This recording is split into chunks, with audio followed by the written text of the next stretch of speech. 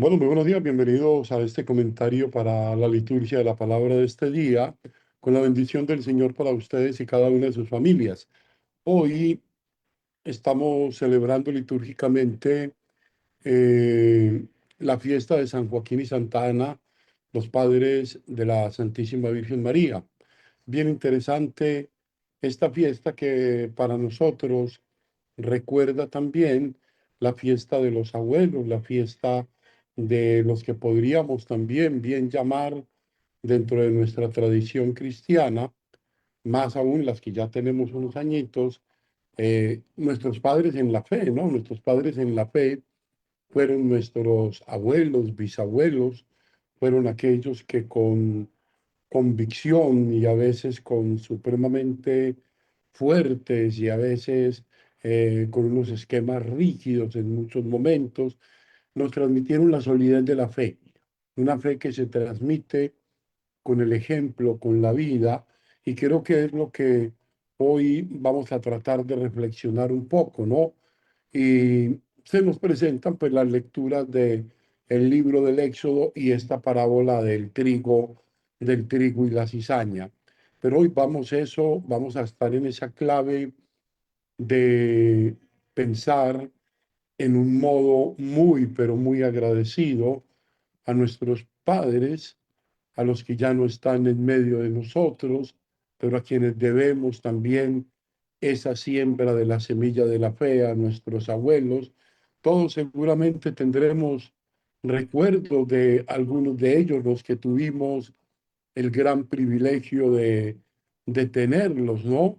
Y de saber un poco la importancia que más allá incluso de la enseñanza cívica, porque en otro tiempo teníamos clase de cívica, o sea, la construcción del buen ciudadano es una cuestión que yo no sé por qué se fue dejando de lado, sumándole mucho más a los tecnicismos y a una cantidad de situaciones.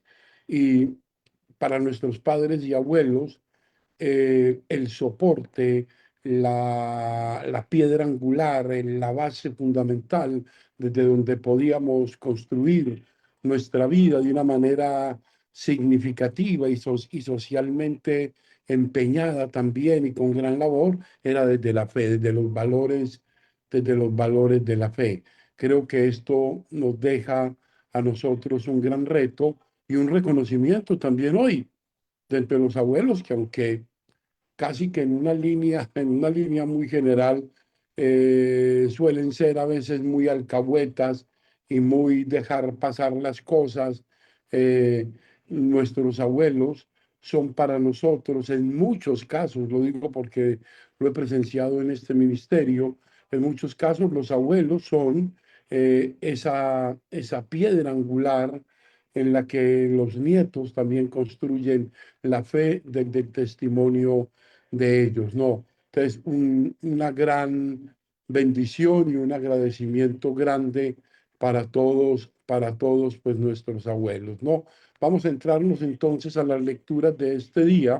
Ustedes saben que siempre, aunque es un poco amplia la reflexión, ella siempre tiene la intención de que tengamos siempre un poco más de elementos para nuestra meditación personal y para los que acompañan también los grupos y las comunidades pastorales en las preparaciones de las lecturas de la palabra, ¿no? Tenemos entonces hoy que, que puede pues parecernos extraño y hasta un poco simbólico, el rito con el que Moisés y el pueblo ratifican la alianza con Dios.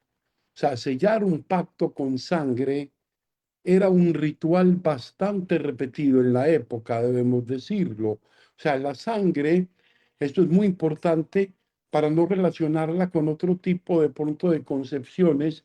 La sangre es símbolo de vida y la vida es algo sagrado que viene de Dios, ¿no? Ahora, es muy expresiva la ceremonia. Yo creo que vale la pena detallar algunos aspectos. Miren, nos dice, se levanta una piedra grande a modo de altar. Vamos a relacionar eso con lo que nos vaya conectando. Una piedra grande a modo de altar que representa ¿qué? Que representa a Yahvé, que representa a Dios. Y 12 más pequeñas, una por cada tribu de Israel. Entonces, fíjense, Dios es la piedra sobre la que se construye la solidez de las tribus de Israel, de la familia del pueblo de Dios. No.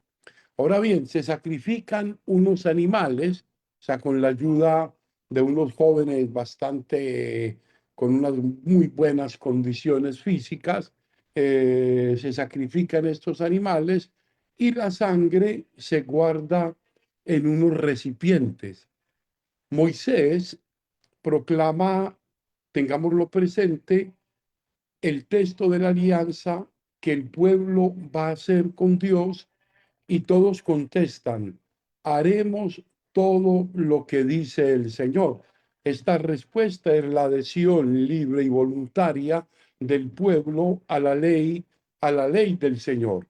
Y entonces, fíjense qué interesante esto, cómo prosigue el rito. Y entonces, con la mitad de la sangre, se esparce el altar y con la otra mitad las 12 estelas, o sea, la misma sangre une a Dios y al pueblo de tal manera que quedan en ese carácter de obligación el cumplir la alianza bajo pena que el que falte a ella pueda sufrir el mismo destino que los animales sacrificados. Dense cuenta que todo esto pues tiene en realidad un sentido y está conectado con una fe que edifica, ¿no? El compromiso de sangre, el compromiso de vida que se establece entre Dios y el pueblo y del pueblo con Dios, ¿no? Nosotros, en el caso nuestro, hemos sido salvados por Cristo y la nueva alianza que Él ha establecido entre nosotros y Dios, ¿con qué ha sido ratificada? Ha sido ratificada con su sangre.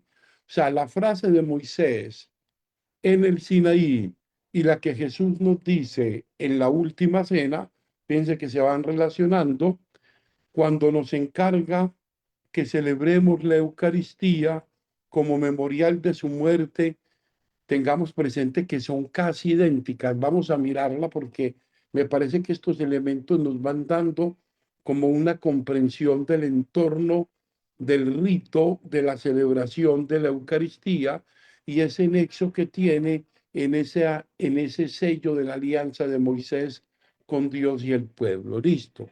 Ahora, ¿por qué casi idénticas? Ahora, esta es la sangre de la alianza que hace el Señor con ustedes, dice Moisés. Ya en la cena del Señor, esta es mi sangre de la alianza que es derramada por muchos, afirma Jesús. Jesús ha añadido la palabra mi, en posesivo mi. Ahora ya no es la sangre de los animales, sino mi propia sangre, que quiere significar, con lo que hemos visto anteriormente, es la entrega de mi propia vida, que será el punto máximo de la expresión del amor de Dios por la humanidad. Amó tanto Dios al mundo que entregó a su único Hijo. Es la sangre de Jesús para nosotros los cristianos derramada en la cruz. El vino de la Eucaristía, nos dice él, será para siempre la sangre salvadora con la que se sella la alianza y de la que participamos cada vez que celebramos de la Eucaristía, ¿no? Ahora, este es el sacrificio que nosotros presentamos una y otra vez al Padre y con el que entramos en comunión en la Eucaristía, el sacrificio de Cristo en la cruz que no ha terminado porque se hace presente en él y nos está pidiendo también que sea nuestro sacrificio. Recordemos ese entonamiento que se hace, que este sacrificio mío y de ustedes, el de Cristo y el de nosotros, sea agradable a Dios Padre Todopoderoso, ¿no? Ahora, todo lo que nos pasa cada jornada, cada día que el Señor nos regala, podemos interpretarlo como nuestra participación en la ofrenda de Cristo, en el sacrificio de Cristo, que queremos entrar en Él y ofrecemos también nosotros a Dios para la salvación de la humanidad. O sea, que este sacrificio mío, que es el del Señor, pero también nuestro, sea agradable a Dios Padre Todopoderoso, ¿no? La Eucaristía no es solo un acto de culto, y esto creo que debemos interiorizarlo, no es solo un acto de culto, sino que nos compromete a vivir el mismo estilo de vida de Cristo, o sea, la nueva alianza, la vida que se entrega, la vida que generosamente se dona. Fíjense ustedes qué interesante esta palabra del Señor que nos ha regalado en el libro del Éxodo en este día.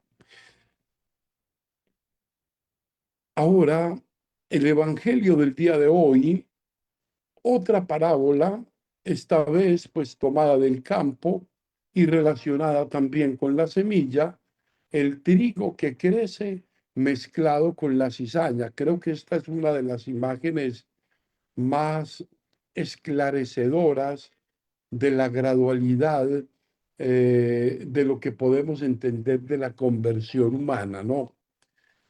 Jesús le va dando a sus discípulos una lección de paciencia, ¿no? Dios ya sabe que existe el mal. Este tema del mal lo hemos desarrollado en muchas de las semillas agustinianas, cuando nos hemos referido un poco eh, a la comprensión del maniqueísmo, que entendía que había como un principio del mal que era el que actuaba en nosotros, ¿no? Y que Agustín combatió de una manera permanente durante casi toda su vida, ¿no? Entonces, ya sabemos que existe el mal, pero tiene paciencia el Señor y no quiere intervenir cada vez, sino que deja tiempo para que las personas cambien. Esta es la idea central, ¿no? O sea, a lo largo del Evangelio hay momentos en que los apóstoles se muestran muy impacientes e intolerantes. Recordemos a Juan y a Santiago en una de las escenas famosas. Señor, ¿quieres que mandemos bajar fuego sobre ellos? ¿No? O sea, como cuando en un pueblo no le recibieron y ese mandar pedir fuego, mandar caer fuego, ¿no? O sea, Juan el precursor, también recordemos lo utilizado un lenguaje bastante duro. Allá está el hacha puesta a la raíz de los árboles, y todo árbol que no dé buen fruto será cortado y arrojado al fuego. Nos recuerda Lucas 3:9.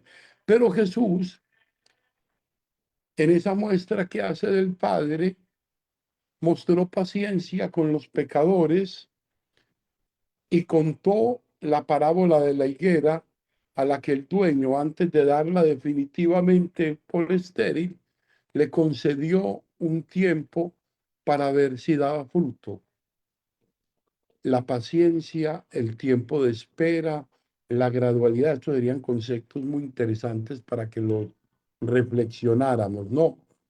Eh, el jueves de la próxima semana leeremos otra parábola de Jesús, la de la red del pescador que recoge peces buenos y malos, con la misma lección de paciencia que nos está dando hoy esta del trigo y la cizaña, ¿no?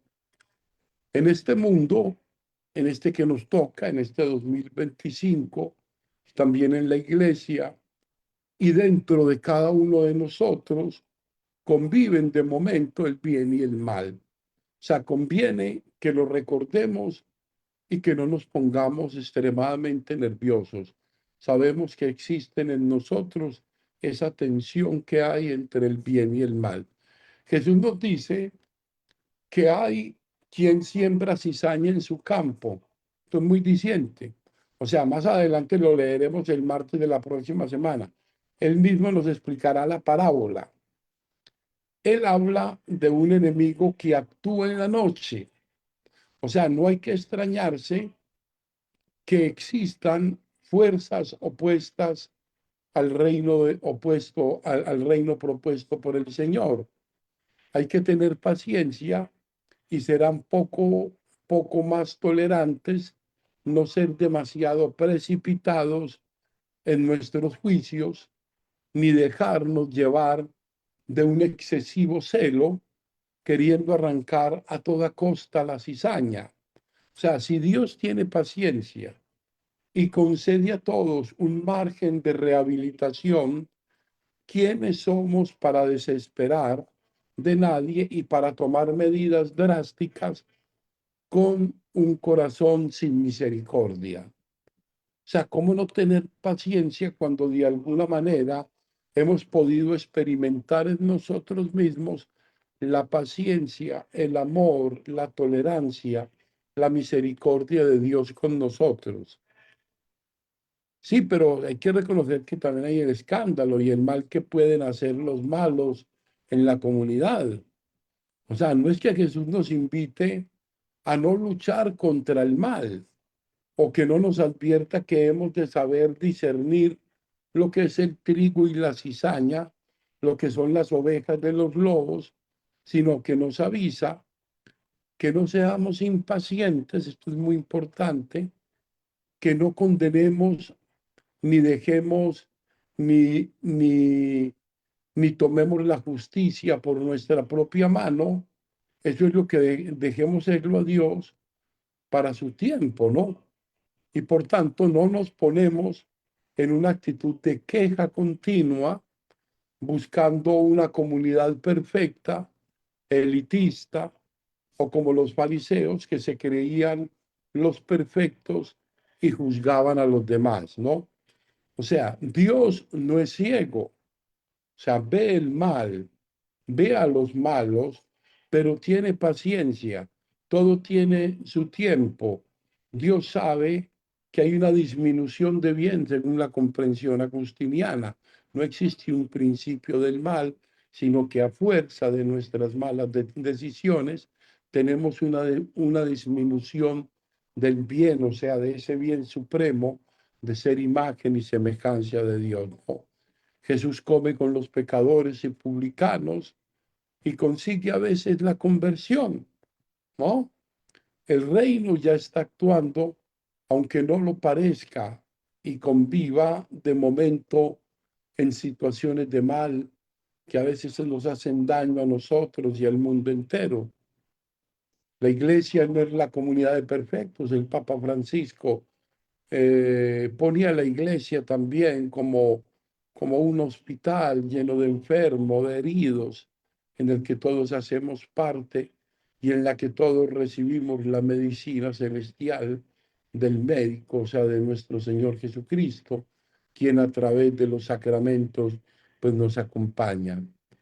Pidámosle pues al Señor que sabemos reconocer el trigo y la cizaña. Sabemos reconocer de nuestras limitaciones, de nuestro pecado, pero también sabemos reconocer del buen trigo, de las cosas muy buenas que el Señor ha dado a nosotros. Oremos pues hoy para que el Señor nos permita poder cumplir eso que Él dice, esa bienaventuranza.